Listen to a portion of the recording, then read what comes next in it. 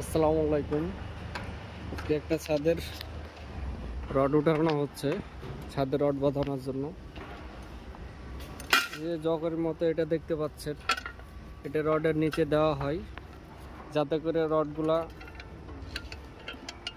ছড়িয়ে ছিটিয়ে না যায়, রডগুলা উঠানো সহজ হয়। রডগুলা উঠানোর সময় যাতে বেঁকে না যায়, এটাকে রড লিফটিং শুও বলে।